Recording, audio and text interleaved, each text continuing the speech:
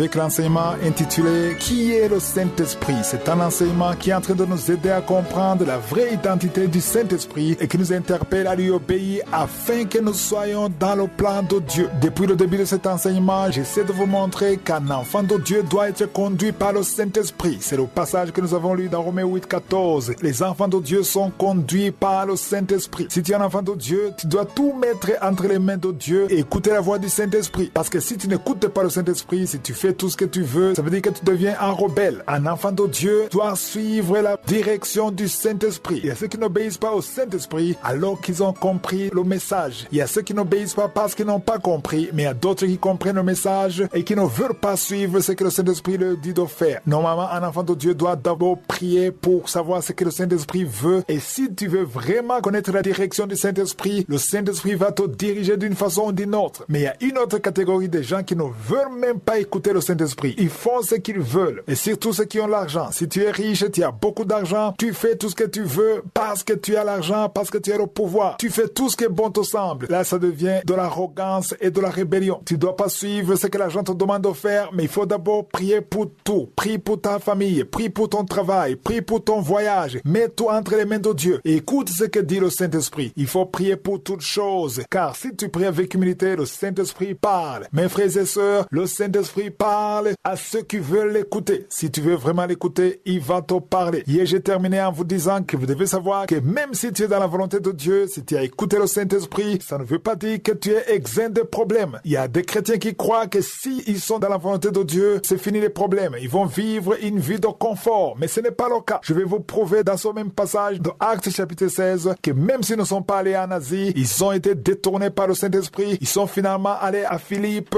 à Macédoine, selon la direction du Saint-Esprit. Mais malgré ça, ils ont rencontré des problèmes. Si vous lisez à partir du verset 16, pendant qu'ils marchaient, il y avait une femme, une servante, qui avait un esprit de python, un esprit de serpent, qui était toujours derrière eux, derrière les disciples. Elle faisait semblant de les soutenir. Mais au verset 7, il est écrit, et ils sont mis à nous suivre, Paul et nous, et criaient, ces hommes sont les serviteurs du Dieu très haut, et ils vous annoncent la voie du salut. Autrement dit, la femme était comme une évangéliste. Elle soutenait l'œuvre des apôtres, elle soutenait Paul et son équipe. Et comme aujourd'hui, dans l'œuvre de Dieu, il y a ceux qui te soutiennent alors qu'ils ne sont pas avec toi. C'est pour cela qu'il faut prier pour savoir qui sont avec toi et qui ne sont pas avec toi. Quelqu'un peut être avec toi, marcher avec toi, parler du bien de toi, demander aux gens de te suivre alors qu'il est un envoyé de Satan. Il n'y a que le Saint-Esprit qui va te révéler ça. Paul a eu cette révélation au verset 18 parce qu'il a dit qu'elle fit cela pendant plusieurs jours. Ça peut être une semaine, 2 semaines, 3 semaines. Si c'est 3 semaines qu'elle faisait ça, ça dit que pendant toutes ces 3 semaines, Paul ne savait pas qu'elle était suivie par un agent de Satan. Il ne savait pas, il ignorait ça. Mais on dit que Paul fatigué se retourna et dit à l'esprit, je t'ordonne au nom de Jésus-Christ, sors de cette femme. Et il sortit à l'heure même. Qui a informé Paul que c'est l'esprit de Python? C'est le Saint-Esprit. Mais ça a pris du temps. Et cela leur a causé des problèmes parce que les maîtres de la servante ont vu disparaître l'espoir de leur gain et ils ont saisi Paul et Silas et les ont entraînés sur la place publique devant les magistrats. Au verset 20, on voit qu'il les a présentés devant les prêteurs en disant, ces hommes troublent notre ville. Lisez au verset 21 ce qui s'est passé. Il est dit que ce sont des Juifs qui annoncent des coutumes qui sont contraires aux coutumes des Romains. Au verset 23, on dit qu'après qu'on les eut chargés de coups, il est jeté en prison en recommandant aux geôliers de les garder sûrement. Ils ont été frappés. Paul et Silas ont été frappés alors qu'ils étaient à Philippe, en Macédoine, dans la volonté parfaite de Dieu. Ça, c'est une leçon que même si tu es dans la volonté de Dieu, tu peux rencontrer des problèmes. Mais la bonne nouvelle est que même si tu rencontres des problèmes, Dieu sera avec toi au milieu de ces problèmes. Les problèmes, il y en aura toujours. Mais l'important est d'être dans le plan de Dieu. Parce que si tu es dans le plan de Dieu, Dieu sera avec toi dans tes problèmes et il t'en sortira parce que tu as obéi à la voix du Saint-Esprit. Malgré qu'ils étaient en prison, enchaînés, ils ont commencé à louer à haute voix et Dieu a envoyé son ange. La puissance de Dieu est descendue en prison et la prison s'est ébranlée et les chaînes ont été brisées. Paul et Silas ont été libérés par la puissance de la louange parce qu'ils étaient dans le plan parfait de Dieu. Tu peux avoir des problèmes, mais si tu es dans le plan de Dieu et que tu écoutes le Saint-Esprit, Dieu te sortira de ces problèmes. Que Jésus vous bénisse